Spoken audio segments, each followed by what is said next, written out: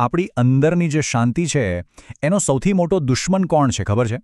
ઘણીવાર છે ને એ બહાર ક્યાંય નથી હોતો, આપણી અંદર જ છુપાયેલો હોય છે. તો ચાલો આજે આપણે ક્ષમાની એ અદ્ભુત શક્તિને સમજીએ જે આપણને નફરતના ઝેરમાંથી મુક્ત કરી શકે છે. ચાલો આખી વાતની શરૂઆત એક સવાલથી કરીએ.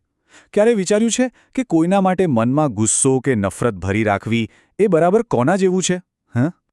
અને એનો જવાબ સાંભળીને કદાચ થોડો આઘાત લાગશે. એ બરાબર એવું છે કે જાણે ઝેર આપણે પોતે પી રહ્યા હોઈએ અને એવી આશા રાખીએ કે સામેવાળી વ્યક્તિ મરી જાય. આ એક જ વાક્ય, બસ આ એક જ વાક્ય આજના સમગ્ર વિશ્લેષણનો પાયો છે. તો આ ઝેર આખરે કામ કેવી રીતે કરે છે? જુઓ, હકીકતમાં કોઈના પ્રત્યે દ્વેષ રાખવો એ બીજાને નહીં પણ સૌથી વધુ નુકસાન પોતાને જ પહોંચાડે છે. એ આપણને ભૂતકાળની કડવી યાદોની એક એવી અદૃશ્ય જેલમાં કેદ કરી દે છે જેમાંથી બહાર નીકળવું લગભગ અશક્ય લાગે છે. અહીંયા સૌથી નિર્ણાયક મુદ્દો એ છે કે આ જે ગુસ્સો છે, બદલાની આ જે આગ છે, એ બીજા કોઈને બાળે કે ન બાળે પણ આપણી પોતાની શાંતિને તો જરૂર રાખ કરી દે છે. એ એક એવી આગ છે જે સતત આપણી અંદર જ સળગતી રહે છે. હવે અહીં જે ખરેખર સમજવા જેવું છે ને એ છે ભ્રમ અને વાસ્તવિકતા વચ્ચેનો તફાવત. આપણને શું લાગે છે કે બદલો લેવાની ભાવના આપણને શક્તિશાળી બનાવે છે, પણ હકીકત શું છે? એ આપણી જ શાંતિનો ભોગ લઈ રહી છે. આપણે એવું માનીએ છીએ કે દ્વેષ રાખીને આપણે સાચા સાબિત થઈશું, પણ ખરેખર તો આપણે ભૂતકાળના કેડી બનીને રહી જઈએ છીએ. તો પછી સવાલ એ થાય કે આ ઝેરનો કોઈ ઇલાજ છે? હા, બિલકુલ છે. અને એ ઇલાજ છે ક્ષમાની શક્તિ. ચાલો સમજીએ કે ક્ષમા એ કોઈ નબળાઈ નથી, પણ એ જેલમાંથી બહાર નીકળવાની અસલી ચાવી છે. પણ ક્ષમાનો સાચો અર્થ શું છે? આ સમજવું ખૂબ જ જરૂરી છે. ક્ષમાનો અર્થ એ બિલકુલ નથી કે જે ખોટું થયું તેને આપણે સાચું કહી રહ્યા છીએ. ના, જરાય નહીં. એનો સીધો અને સરળ અર્થ એ છે કે ભલે જે થયું તે થયું, પણ હવે હું એ ઘટનાને મારી શાંતિ છીનવવાની સત્તા નથી આપતો.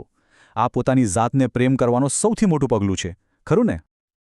અને બસ આ એક જ વિચાર આખી ગેમ બદલી નાખે છે. ક્ષમા એ બીજા પર કરેલો કોઈ ઉપકાર નથી, પરંતુ પોતાની જાતને આપેલી સૌથી મોટી, સૌથી કિંમતી ભેટ છે.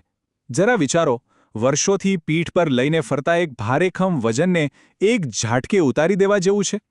કેટલી હળવાશ મળે નહીં? અને તમને ખબર છે, આ કોઈ ખાલી આધ્યાત્મિક વાત નથી. આધુનિક વિજ્ઞાન પણ તેને પૂરેપૂરું સમર્થન આપે છે. વિજ્ઞાન કહે છે કે ઓછામાં ઓછા 2 મોટા ફાયદાઓ તો સાબિત થઈ ચૂક્યા છે. પહેલું, ક્ષમા કરવાથી શરીરમાં સ્ટ્રેસ હોર્મોન્સનું લેવલ ઘટે છે, જે આપણને માનસિક શાંતિ આપે છે. અને બીજું, તેનાથી હૃદયરોગનું જોખમ પણ નોંધપાત્ર રીતે ઓછું થાય છે. એટલે કે મનની શાંતિની સાથે તનની તંદુરસ્તી પણ સુધરે છે. વિજ્ઞાન તો આજે આ વાત કહી રહ્યું છે, પણ આપણા ઋષિમુનિઓ તો સદીઓથી આ જ શાણપણ આપતા આવ્યા છે. ચાલો જોઈએ કે તેઓ આ વિશે શું કહે છે. તેઓ કહે છે, ક્ષમા વીરોનું આભૂષણ છે.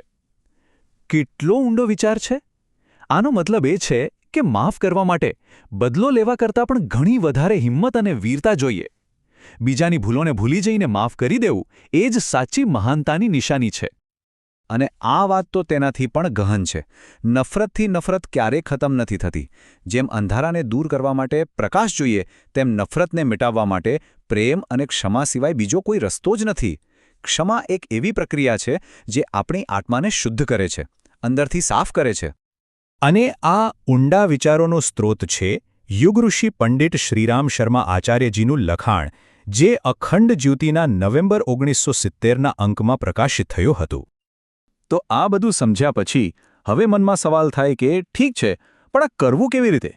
ચાલો હવે માત્ર વાતો નહીં પણ શાંતિ મેળવવાના સંકલ્પ તરફ આગળ વધીએ અને તેના માટેના કેટલાક વ્યવહારુ પગલાં જોઈએ. આ મુક્તિનો રસ્તો આ 4 સરળ પગલાંમાં છુપાયેલો છે. પહેલો, મનમાં નક્કી કરો અને નફરતનો ત્યાગ કરો. એ સમજો કે તે પોતાને જ સજા આપવા બરાબર છે. બીજું, એ સ્વીકારો કે ક્ષમા જ તમારા મન પરથી બોજ ઉતારવાની ચાવી છે. એ તાળું ખોલશે. ત્રીજું, અને કદાચ સૌથી અગત્યનું, પોતાની શાંતિને બીજા કોઈના પણ વર્તન કરતાં ઉપર રાખો. અને છેલ્લે, જેનાથી પણ નારાજગી છે તેને સાચા હૃદયથી માફ કરવાનો એક પાક્કો સંકલ્પ કરો. અને અંતે બસ આ એક વાત હંમેશા યાદ રાખવા જેવી છે. દરેકને માફ કરીને પ્રેમ અને આનંદમાં જીવવું એ જ આપણી આત્માનો અસલી મૂળભૂત સ્વભાવ છે. તો શું એ સમય નથી આવી ગયો કે આપણે બધો બોજ નીચે મૂકી દઈએ અને આપણા સાચા સ્વભાવમાં પાછા ફરીએ?